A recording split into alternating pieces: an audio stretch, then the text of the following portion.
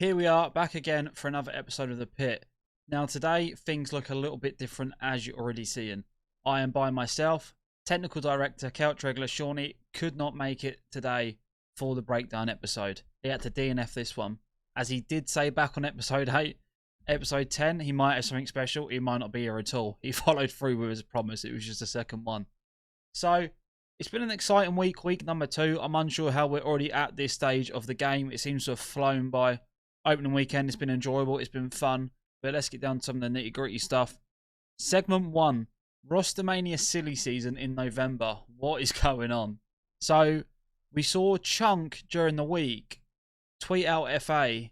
Now, that was because his teammates Chaxter and Maestro ended up getting on a team with Wardy and F. Which left Chunk in the lurch a little bit. He was saying, no, I haven't got any options. I don't know what's happening. Now, we were going to touch on that, but just before this episode, we put up the pro point sheet, and the man's got a team. And may I say, a very good team.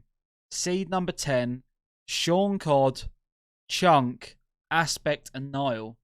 I absolutely love the look of this roster, by the way. So, as long as this is true, which, let's be honest, the pro point sheet normally is, and it gives us the early intel, then, I mean, fair play to Chunk. Looked like he's bounced back.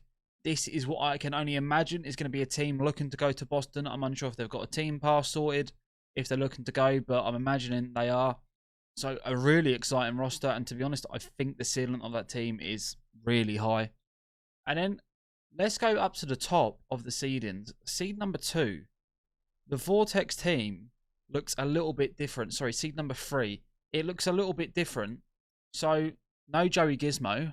What's going on? It is now Vortex, Mythics, Dizzy, and Pack. What's happened to Gizmo?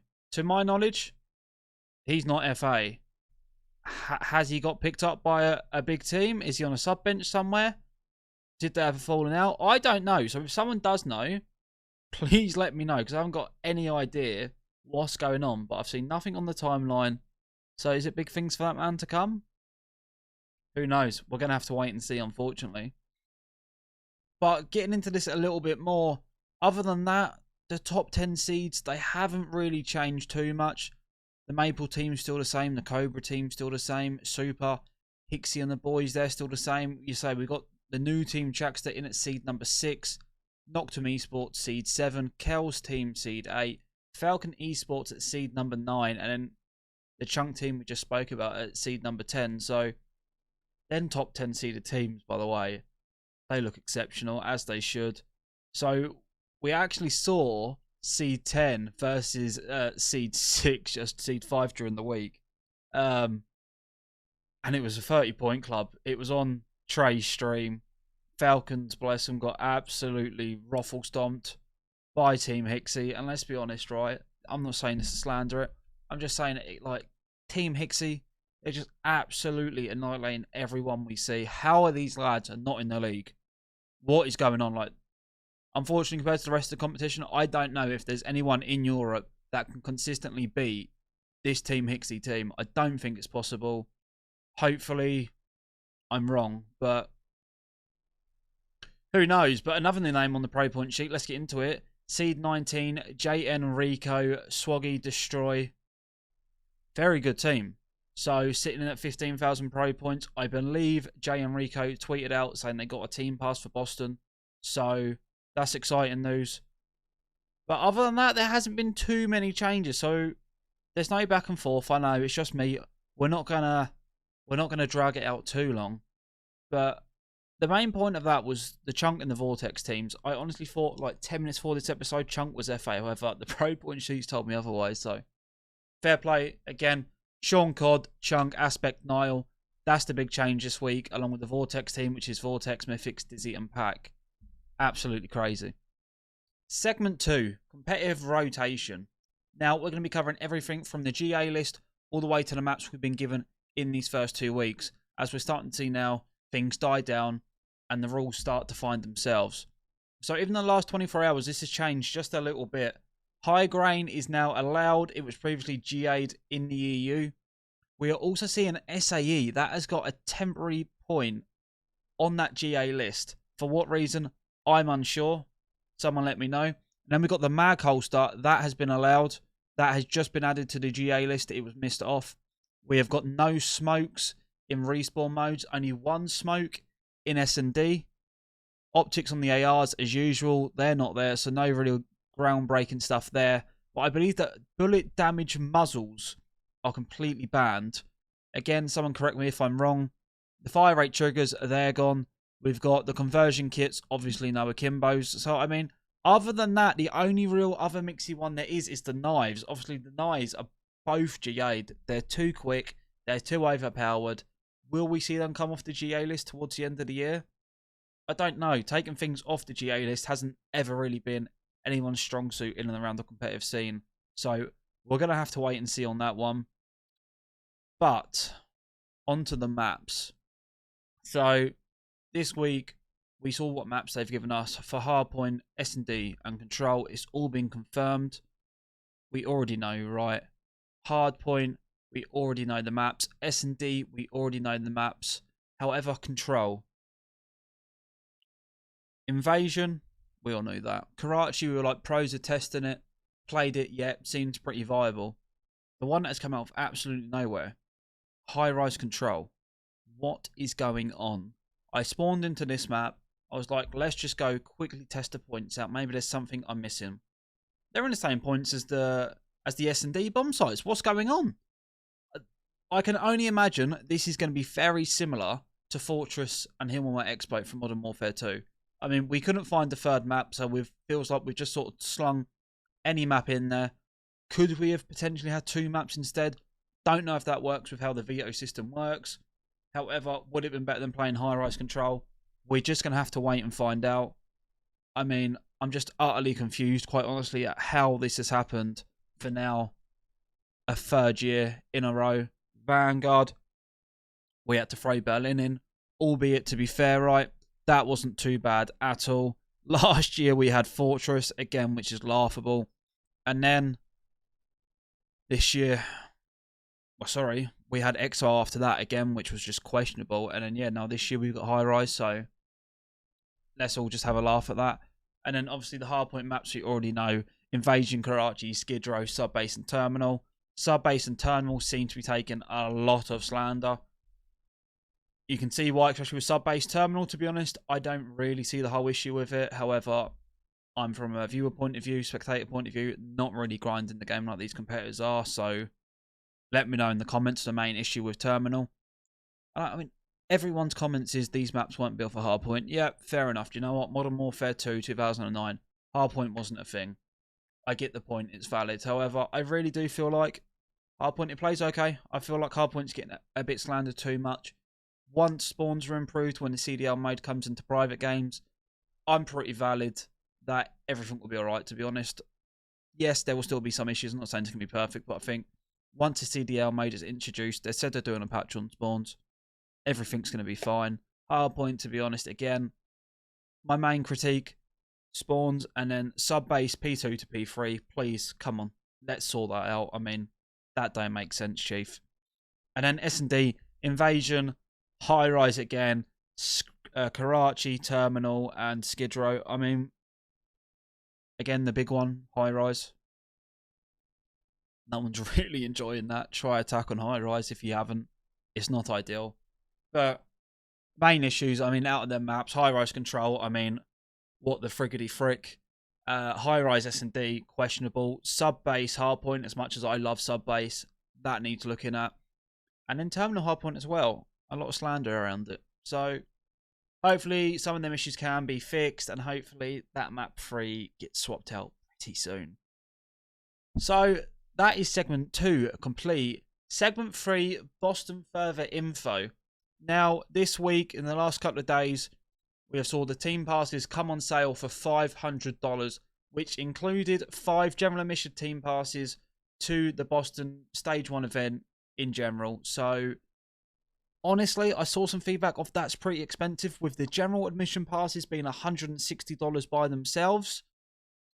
You get 5 of them in your $500 team pass. Honestly, I think it's pretty good value for money. $125 a head, working out about 100 quid. I don't really see in this day and age how you can expect to pay any less than that.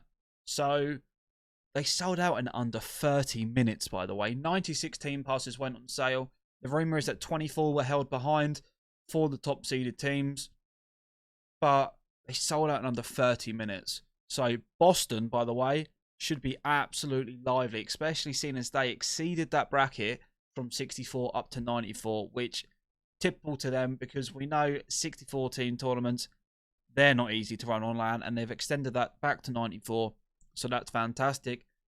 And some other challenge names that I've seen personally secure tickets for this is the Noctum lads. Obviously, the top 8, top 10 seeds, including them, they were always going to be there, right? But outside of that, we've seen 22 Esports, which is Zappy Lewis Powerhouse, and their 4th secure a team pass for Boston. And then also Inglorious Gaming. We saw the tweet. Avo and the boys, Soccer the coach, they're off to Boston. So I absolutely love to see that. And if there's anyone else that's managed to secure their team pass for Boston, then let me know in the comments. And yeah, again, touched it on segment 1. Jay Enrico and the boys, I did see him tweet out saying he secured it. However, I'm unsure if that was bait or not, or if he actually has. Hopefully they have. We want to see as many EU people out there as possible. But, so we said 94 teams and team passes are sold out. However, the president and co-founder of Botson Stage, Murph Venderveld, has said, let us find a way to get everyone involved. Just wanted to see how the 96 would move. Now, take that, right, as you want. But I take that only one way, that man is hinting at dropping more team passes for challengers in Boston. And he touched on it a little bit more. He goes, I absolutely love COD Challenger community. Despite the headwinds, the first Challengers Pass drop sold out in under an hour. We built the breach to give the next generation of players a voice and a platform. We may need to add more stations. I want to see everyone there, with the little devil horn emoji. So, I mean, he's just flirting, isn't he? He's just hinting with us. Murph, we see what you're doing. Get them team passes on sale, my man, because we want to see as many teams at this event as possible. And if it's going to go from a 94 to 128 team open bracket, maybe further, doubtful, but 128 team open bracket is what I'm assuming. Do you know what? Fair play, Boston. They didn't disappoint last year. They never disappoint supporting the grassroots of this community, and they're not going to disappoint again. So Boston, personally, I can't wait. But let's see. And make sure you go follow him on Twitter, by the way. OXG_Murph. Code drop the man a follow, and you're going to want to keep up with his stuff. And Boston Breach, get the note he's on, honestly, because they're going to drop. I'm absolutely sure. And then segment 4, we've got local UK lands. Now, I know we're running through this a little bit quicker, but there's no back and forth, so it's a nice quick episode. But segment 4, local UK lands. We have seen the pit tweet out this week and say there was 5 lands. The first one was been with S-Hub. They have received Activision approval, and they did confirm that there will be a 2024 LAN in the UK. Now, I do not think that is going to be the only one they host this year. However, that isn't confirmed. That is just me speculating. However, something that I'm not speculating, right, is COD Agent. Another one like a bit of a flirt, it must be said. They responded to the pit yesterday, and they said that this isn't going to be the only event that we host this year. There's more to come. So, if there's more to come, that means minimum, we've got S-Hub with 1, COD Agent with the one they've already got planned in Hamburg, Germany on March 2024, and then another one minimum. So that takes us to 3 already, right? And then on top of that, we've got Katana Gaming, who the speculated rumour is, of course, to be hosting the 3 events in UK at their Middlesbrough resort.